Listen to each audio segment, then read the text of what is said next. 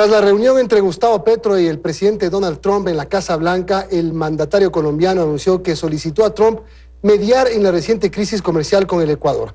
Durante el encuentro, los mandatarios acordaron relanzar la relación bilateral y abordar temas clave como narcotráfico, energía y sanciones. Este martes se llevó a cabo un encuentro histórico en la Casa Blanca entre los presidentes de Colombia y Estados Unidos, Gustavo Petro y Donald Trump, con el objetivo de relanzar las relaciones bilaterales tras meses de tensiones diplomáticas. La reunión, que duró cerca de 2 horas, se realizó a puerta cerrada y sin acceso a la prensa, pero los mandatarios compartieron sus impresiones cuando el encuentro finalizó. En rueda de prensa desde Washington, Petro calificó el encuentro como positivo y destacó la importancia de abordar desafíos comunes, desde el narcotráfico hasta la energía. ¿Qué siento yo de lo que vi y de lo que sentí?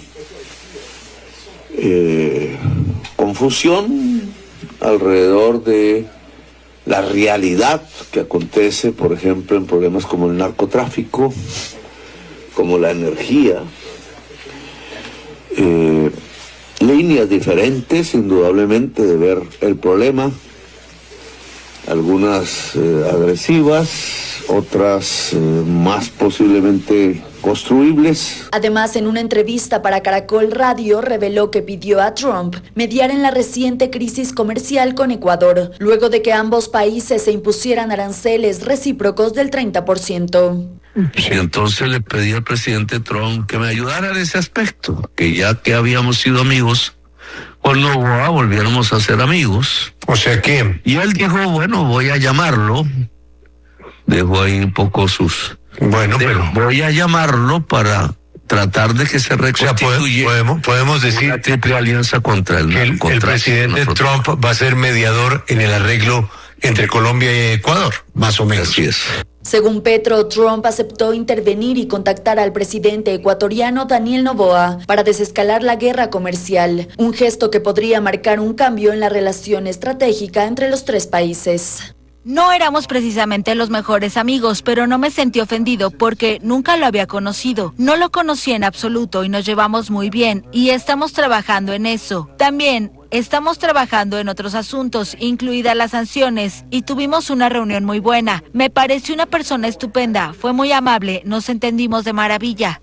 Además, Petro compartió en sus redes sociales 2 dedicatorias de Trump tras su reunión. La primera, un mensaje de "fue un gran honor", junto a una foto en la que salen ambos mandatarios. Y la segunda, una dedicatoria en el libro del republicano Trump, The Art of the Deal. El encuentro se produjo en un contexto de tensiones diplomáticas previas, incluyendo temas de migración, narcotráfico y sanciones internacionales. Con esta cita, ambos mandatarios buscan abrir un nuevo capítulo en la relación bilateral, mientras Petro confía en que la mediación de Trump contribuya a recomponer los lazos con Ecuador. Estefanía Vaca, Teleamazonas. Y la entrada en vigencia de aranceles del 30% entre Ecuador y Colombia elevó la tensión en la frontera norte. Los transportistas de carga pesada de Carchi y Nariño se tomaron el puente internacional Rumichaca para que se deroguen las medidas arancelarias. Pasadas las 10 de la mañana partieron las caravanas de forma simultánea desde Tulcán y Ipiales. ¡Con respeto y con unión! Luego de recorrer más de 11 kilómetros por la E35, arribaron al puente internacional Rumichaca y bloquearon con tractomulas los accesos al ducto internacional con su mensaje claro contra la guerra comercial. Notablemente se ha reducido en un 95% porque todas las mercaderías que han pasado únicamente eran porque estaban anticipadas.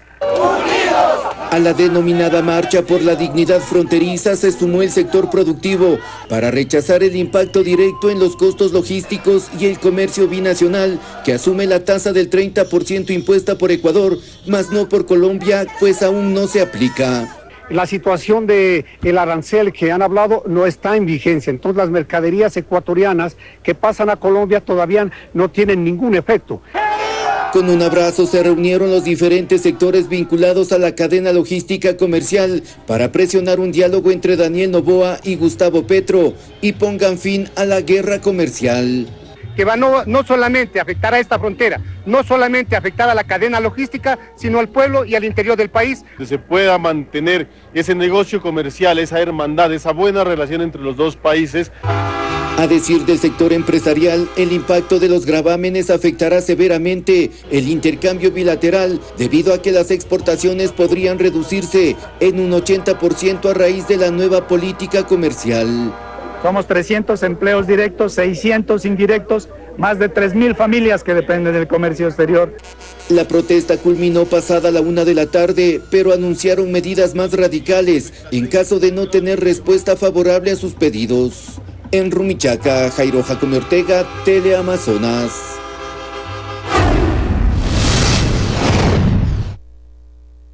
En una accidentada sesión de la Comisión de Fiscalización, el correísmo y el presidente de la Judicatura, Mario Godoy, se enfrentaron para exponer las pruebas que sustentan el pedido de juicio político. La Revolución Ciudadana lo acusa de beneficiar al narcotráfico y Godoy dice que no tienen cómo demostrarlo. Nosotros, mírenme bien a los ojos, miedo no le tengo, aunque sea defensor usted de narcos.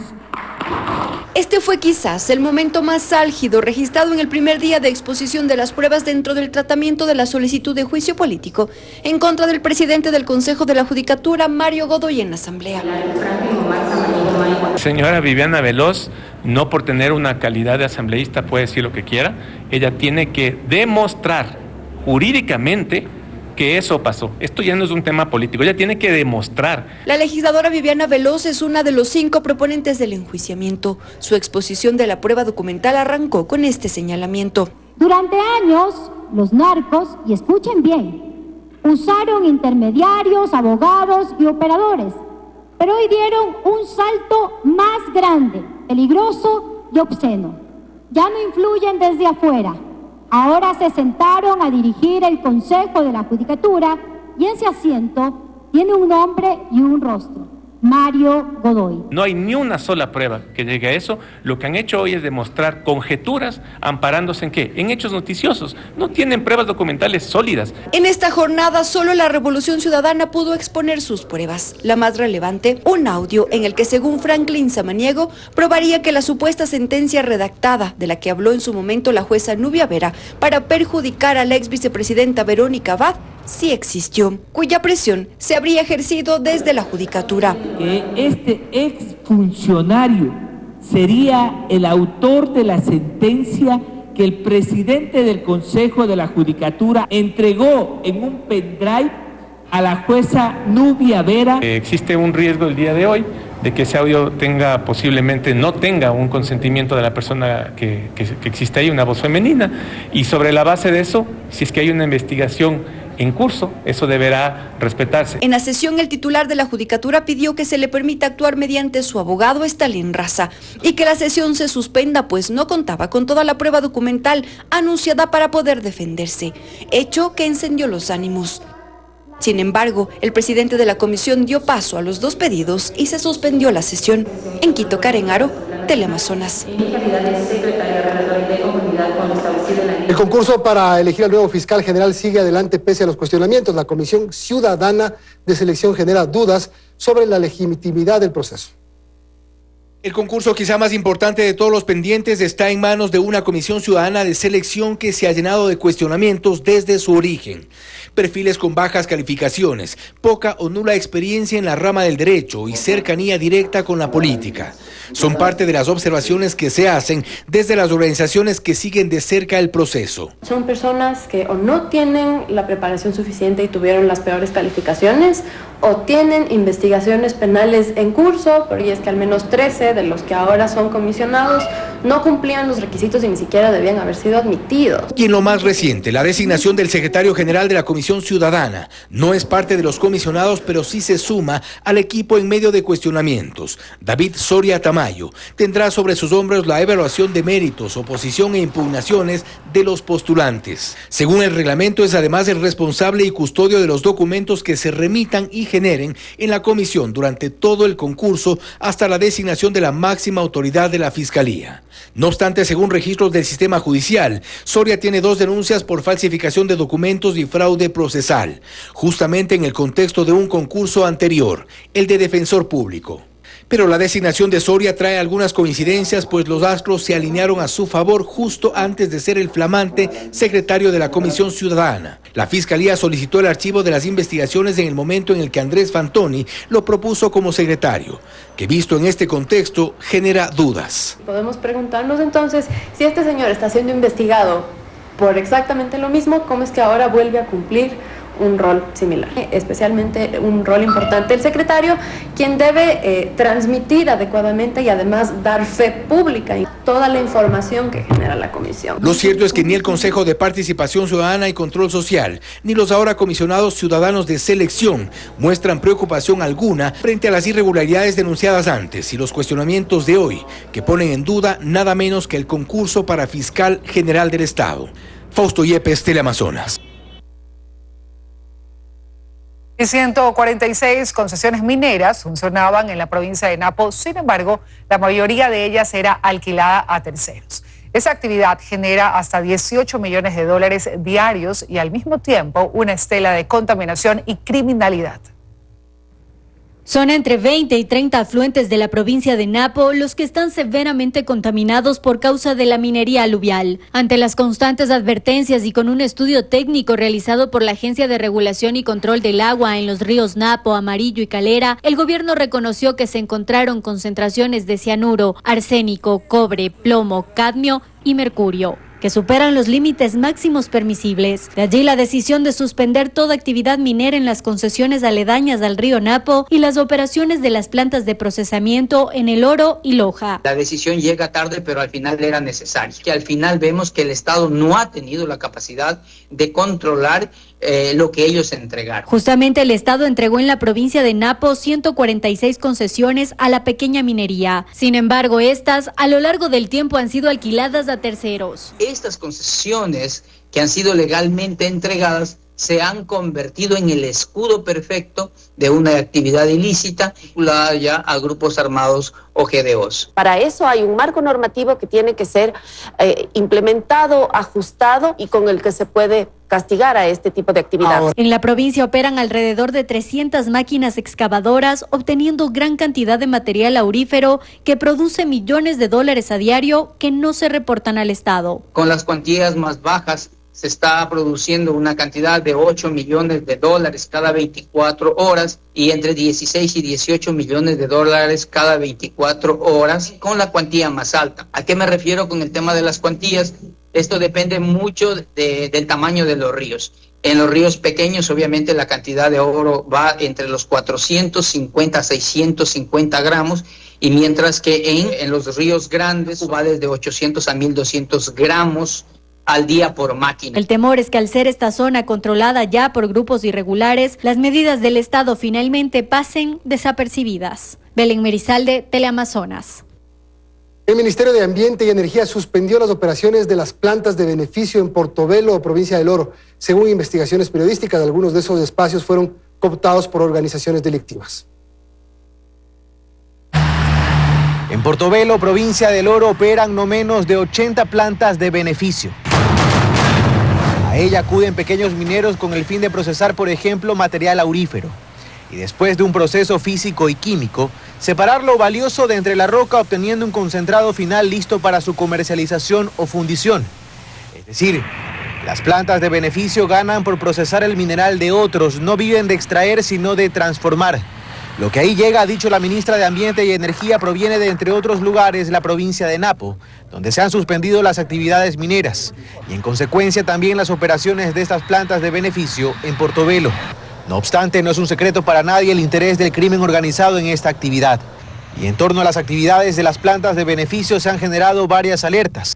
Una investigación del portal Conectas en asociación con plataformas aliadas reveló que, según el Ministerio de Energía y Minas, con datos del Banco Central del Ecuador, las exportaciones de la minería a pequeña escala crecieron de 280 millones de dólares en 2018 a 1.258 millones de dólares en 2023. Incluso ese año, las exportaciones de la pequeña minería superaron por primera vez a Mirador, uno de los 2 proyectos mineros de oro a gran escala en el país. Se trata de un tema de relevancia, pues los especialistas concuerdan en que las plantas son un eslabón clave en la cadena de producción y lavado de oro ilegal, Al ocultar los datos reales sobre cuánto están procesando, distorsionan los números reales de las exportaciones.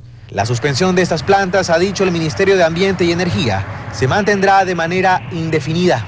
El gremio ha puesto reparos y anuncia medidas de hecho. El día de mañana va a haber un plantón pacífico donde aspiramos y esperamos que el señor presidente de la República se haga eco de la realidad que se vive en el distrito Zaruma-Portobelo. Carlos Acoto, Teleamazonas. La liberación de Liam y Adrián Conejo del centro Dilley es comparable a salir de la prisión, según el congresista estadounidense Joaquín Castro. Además, no serían los únicos ecuatorianos que están allí en condiciones inhumanas. Hoy conversamos con el congresista y nos contó los hechos. Igual que salir de prisión, así describió el congresista demócrata que apoyó la liberación de Liam Conejo a la salida del menor y su padre del centro de detención de Dilley en Texas. Además, que la agente del Servicio de Inmigración y Control de Aduanas le indicó que tienen 1 año de libertad condicional en el lugar. La ropa con la que llegas, todo, lo ponen en una bolsa y cuando te vas te devuelven las cosas. Lo bueno es que recuperó su mochila y gorro. Castro asegura que cuando Liam y su padre Adrián salieron del centro no podían creerlo, aún tenían miedo. Sin embargo, al subir al auto los nervios fueron desapareciendo. Le preguntamos a Liam si quería comer algo y él dijo papitas. Así que fuimos a McDonald's. Le compramos papas fritas, una hamburguesa y helado. Para Castro, la orden de liberación de Liam y Adrián Conejo del centro de Dilley tuvo mucho que ver con la cobertura mediática que tuvo el caso y cómo el pequeño se volvió un símbolo de la injusticia inmigratoria. Leí en un lugar, aún debo chequear, que el Departamento de Seguridad Nacional recibió 180,000 llamadas sobre el caso. No solo por la injusticia que representaba detener a una familia que está aún a la espera de la resolución de un asilo político, sino por la inhumanidad de llevar a un niño de 5 años a un centro donde las condiciones son deplorables. E incluso en las últimas semanas se ha reportado un caso de sarampión. No recibían atención médica y se quejaban de que en la comida había gusanos. Hubo reportes de que Liam estuvo vomitando. Pero Castro señala que no eran los únicos ecuatorianos en el centro de Dilley y que hay cientos de compatriotas allí. Si hay familias ecuatorianas que tienen familiares detenidos, nos gustaría ser de ayuda. Según Castro, al momento hay 73,000 inmigrantes en centros de detención, la cifra más alta que han llegado a tener, y sentencia a Kristi Noem, secretaria de Seguridad de Estados Unidos, por desatar caos en las comunidades. Kristi Noem nunca estuvo calificada. Ha hecho un trabajo desastroso. Debería renunciar, ser despedida o destituida. Y yo apoyo hacerlo. Castro aseguró que pronto retomará contacto con la familia Conejo y que por ahora están en un momento de privacidad luego de su reencuentro público. María Gracia Chacón, Teleamazonas.